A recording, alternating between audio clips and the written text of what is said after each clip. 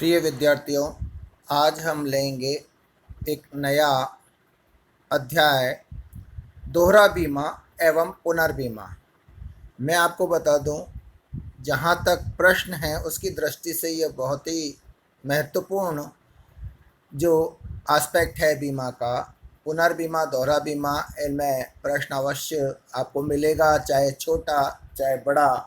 और अगर नहीं आया हुआ है तो प्रश्न आने की पूर्णतः संभावना रहती है, और अगर बड़ा प्रश्न आ गया तो इनके दो दो नंबर में दो प्रश्न, 8 नंबर में एक प्रश्न, इस तरह से आपको मिलता रहता है। मतलब इसका कुछ ना कुछ वेट आपको प्रश्न पत्र में अवश्य मिलेगा। दोहरा बीमा, डबल इंश्योरेंस। अब डबल इंश्योरेंस से क्या आशय हो सकता है? हमने बार बार इस बात को एम्फेसाइज किया कि बीमा राहत के लिए है, न कि लाभ के लिए। और क्षतिपूर्ति बीमा जो कि जीवन बीमा के अतिरिक्त होते हैं, उनमें एक व्यक्ति केवल वास्तविक क्षति की ही पूर्ति करा सकता है, और वो भी जितनी राशि का बीमा करा रखा है उसकी अधिकतम सीमा तक। उससे अधिक कतई वो प्राप्त नहीं कर सकता। अब इसका एक तरीका ये हो सकता था कि एक व्यक्ति एक ही विषय वस्तु का एक ही जोखिम अवधि के लिए एक से अधिक बार बीमा करा ले, अलग अलग बीमा कर्ताओं से या एक ही बीमा कर्ता से अलग अलग पॉलिसी लेकर। और अगर सभी पॉलिसीज़ में उसे वास्तविक क्षतिपूर्ति भी मिल जाए तो भी वो तो लाभ कमा लेगा। तो इस स्थिति को हटाने के लिए या इस स्थिति को नलीफाई करने के लिए ही वर्ड आया डबल इंश्योरेंस। इसको अगर कोई व्यक्ति ऐसा करता है जो कि एक ही बीमा कर्ता से एक ही विषय वस्तु का समान जोखिम अवधि के लिए एकाधिक बार बीमा कराता है, या भिन्न बीमा कर्ताओं से एक ही विषय वस्तु का एक ही जोखिम अवधि के लिए बीमा करा लेता है, तो इसे दोहरा बीमा कहा जाता है। और व्यक्ति ने चाहे एक बीमा एक ही विषय वस्तु का कराया हो, चाहे एकाधिक, उसे सभी से मिलाकर वास्तविक क्षति से अधिक पूर्ति प्राप्त करने का अधिकार नहीं है।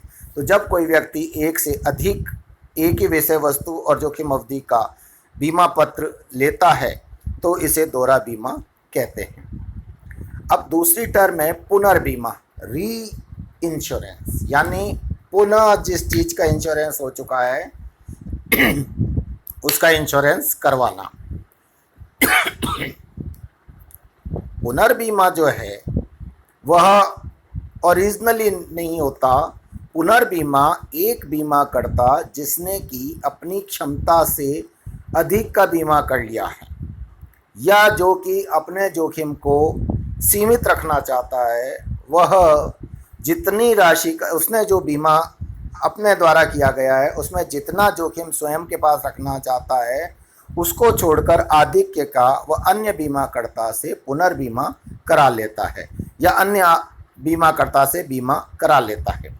फॉर एग्जाम्पल, ए अगर एक बीमा करता है और उसने किसी व्यक्ति का 1 करोड़ रुपए का अग्नि बीमा किया है, वो ये मानकर चलता है कि अगर वास्तव में 1 करोड़ रुपए की क्षति हो गई तो उसे पूरा करना उसके लिए संभव नहीं होगा, या यूँ समझ लीजिए इकोनॉमिकली वायबल नहीं होगा बिजनेस के दृष्टि से। तो वह इसमें से 50 लाख का पुनर्बीमा उसी विषय वस्तु का, उसी जोखिम का अन्य बीमा कर्ता से करा लेता है। और जब उसे 1 करोड़ का दावा देना पड़ता है तो ये मान लीजिए कि 50 लाख का दावा वह अन्य बीमा कर्ता से प्राप्त कर लेगा, और उसे केवल 50 लाख तक का ही जोखिम वहन करना पड़ेगा। तो पुनर्बीमा कर्ता दो बीमा कर्ताओं के बीच की एक व्यवस्था है जिसमें कि मूल बीमा कर्ता स्वयं के द्वारा वहन की गई जोखिम के एक अंश का पुनर्बीमा अन्य बीमा कर्ता से कराता है, या बीमा अन्य बीमा कर्ता से करवाता है, और इसे पुनर्बीमा कहते हैं। मूल बीमित का जहाँ तक संबंध है वो इससे अप्रभावित रहता है, क्योंकि ये इंटरनल व्यवस्था है दो बीमा कर्ताओं के बीच की। अब हम इन दोनों ही यानी दोहरा बीमा और पुनर्बीमा में अंतर करेंगे, क्योंकि प्रश्न की दृष्टि से पूछा जाता है, और हमें कंसेप्चुअली भी हम इसके बारे में और ज़्यादा इस प्रकार से क्लियर हो पाएंगे। अब डिफरेंस अगर अपन करते हैं डबल इंश्योरेंस वर्सेस री इंश्योरेंस, तो इसका पहला पॉइंट है मीनिंग, अर्थ। अर्थ दोहरा बीमा वह है जिसमें कि एक ही जोखिम एवं विषय वस्तु का समान अवधि के लिए एक से अधिक बार बीमा कराया जाता है। जबकि पुनर्बीमा वह व्यवस्था है जिसमें कि एक बीमाकर्ता अपने द्वारा वहन की गई जोखिम के एक भाग का अन्य बीमाकर्ता से पुनर्बीमा करवाता है और इस तरह से आंशिक रूप से अपना जोखिम अन्य बीमाकर्ता को हस्तांतरित कर देता है। तो बीमा है तो जोखिम के हस्तांतरण की ही व्यवस्था, चाहे मूल बीमित अपना जोखिम मूल बीमाकर्ता को हस्तांतरित करे या एक बीमाकर्ता अपना जोखिम का आंशिक भाग अन्य बीमाकर्ता को हस्तांतरित करे। जब एक बीमाकर्ता ऐसा करता है तो इसे पुनर्बीमा कहते हैं। अंतर का दूसरा बिंदु है विषय वस्तु। दोहरा बीमा में विषय वस्तु संपत्ति होती है, जबकि पुनर्बीमा की विषय वस्तु मूल बीमाकर्ता द्वारा वहन किया गया जोखिम होता है, क्योंकि इसी जोखिम का एक अंश वह पुनर्बीमाकर्ता को निर्धारित व्यवस्था के अनुसार हस्तांतरित कर देता है। तो इसलिए दोनों के जोखिम की विषय वस्तु अलग अलग होती है। अब चूंकि इसमें विषय वस्तु जोखिम होती है और जोखिम का आकलन पहले ही मूल बीमाकर्ता कर चुका है, इसलिए पुनर्बीमाकर्ता केवल इसके अंश का, मौद्रिक अंश का, जो कि उसे हस्तांतरित किया जा रहा है, जोखिम की प्रकृति के अनुसार प्रीमियम लेता है। वह विषय वस्तु, प्रस्ताव इत्यादि की व्यापक जांच नहीं करता, क्योंकि यह मूल बीमाकर्ता पहले ही कर चुका है। तीसरा बिंदु है क्षतिपूर्ति का दावा। दोहरा बीमा की दशा में बीमित कभी भी अगर जोखिम उत्पन्न होती है तो या तो सभी बीमाकर्ताओं से अथवा उनमें से किसी भी एक से संपूर्ण क्षति की पूर्ति करवा सकता है, बशर्ते कि यह बीमा राशि की सीमा में हो।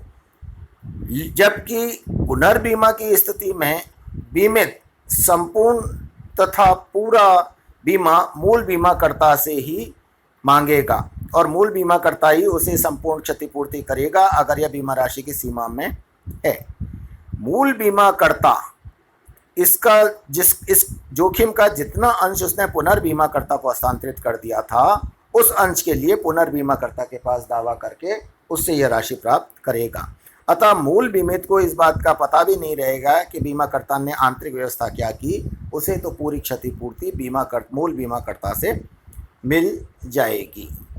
अब क्षति के वहन करने का जहाँ तक प्रश्न है, नेक्स्ट बिंदु, दोहरा बीमा में सभी बीमाकर्ता जिन्होंने की विषय वस्तु का समान जोखिम अवधि और जोखिम के लिए बीमा किया था, वे वास्तविक क्षति को उन्होंने जितनी राशि का बीमा किया था, अर्थात बीमा राशि इनकी सबके द्वारा किए गए बीमा की क्रमशः जो बीमा राशि है उसके अनुपात में वास्तविक जोखिम को बांटेंगे। अगर एक ही बीमाकर्ता ने इनमें से पूरी क्षतिपूर्ति कर दी है तो वह बाकी बीमाकर्ताओं से उनका सापेक्षिक अंशदान लेगा। जबकि जो पुनर्बीमा है उसमें मूल बीमाकर्ता ही प्राथमिक रूप से पूरी क्षति वहन करेगा और उसके पश्चात उसका एक अंश पुनर्बीमाकर्ता से, जिसका कि उसने पुनर्बीमा कराया है, प्राप्त कर लेगा। अब उद्देश्य क्या है? दोहरा बीमा लोग इसलिए कराते हैं ताकि कि उनको अधिकतम सुरक्षा प्राप्त हो जाए।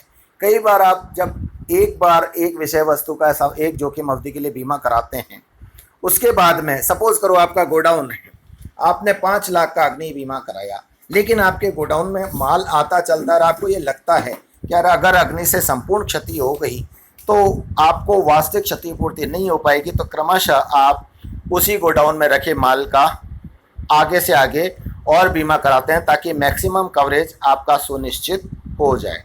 तो दोहरा बीमा का जो उद्देश्य होता है वह बीमा का अधिक से अधिक सुरक्षित करना और सुनिश्चित करना होता है, जबकि पुनर्बीमा का उद्देश्य मूल बीमाकर्ता को जो जोखिम वहन करनी पड़ती है उस जोखिम को कम करना और नवीन बीमाकर्ताओं को सुरक्षा प्रदान करना होता है, क्योंकि नवीन बीमाकर्ता पुनर्बीमा के द्वारा अपनी जोखिम उस सीमा तक सीमित कर सकते हैं जितना कि वो व्यावहारिक उद्देश्य से वहन कर सकते हैं या उनका सामर्थ्य है। आधिक्य को वो पुनर्बीमाकर्ता को हस्तांतरित कर सकते हैं। इससे वो बिजनेस आकर्षित करने में संकोच महसूस नहीं करेंगे और कितनी भी राशि का बीमा कर सकते हैं, क्योंकि उनके पास ये विकल्प है कि आधिक्य का वह पुनर्बीमा करवा लेंगे। अब नेक्स्ट पॉइंट है, बीमित का जो विषय वस्तु होती है उसमें बीमा योग्य है। मैं अगर मूलतः दोहरा बीमा एक विषय वस्तु का करा रहा हूं तो सारे बीमा करता या एक ही बीमा करता जिससे बार बार बीमा करा रहा हूं वो विषय वस्तु में मेरा बीमा योग्य हेतु बीमा कराते समय सुनिश्चित करेगा। यानी दोहरा बीमा की स्थिति में विषय वस्तु में बीमित का बीमा योग्य हेतु सुनिश्चित किया जाता है, जबकि पुनर्बीमा में बीमा जो बीमित है वह मूल बीमा करता होता है, इसलिए उसका बीमा योग्य हेतु उस विषय वस्तु में ना होकर जोखिम में होगा, क्योंकि उसने उस जोखिम का बीमा किया है। तो वस्तुतः टेक्निकली विषय वस्तु में बीमित का बीमा योग्य हेतु पुनर्बीमा की स्थिति में सुनिश्चित नहीं किया जाता है। अब बीमित की सम्मति, दोहरा बीमा आप स्वयं भी जान सकते हैं कि बिना मूल बीमित की सहमति के संभव नहीं है, क्योंकि वो जब तक प्रस्ताव नहीं करेगा, वो जब तक आग्रह नहीं करेगा, तब तक दोहरा बीमा स्वप्रेरित होकर बीमा करता मूल बीमा करता नहीं कर सकता। लेकिन इसका आशय ये हुआ कि दोहरा बीमा के लिए जो मूल बीमित है उसकी सहमति आवश्यक है, जबकि पुनर्बीमा के लिए मूल बीमित को तो ये पता भी नहीं लगता कि आंतरिक रूप से मूल बीमा करता अपने में उसने जो बीमा किया है उसके संबंध में क्या आगे व्यवस्था कर रहा है।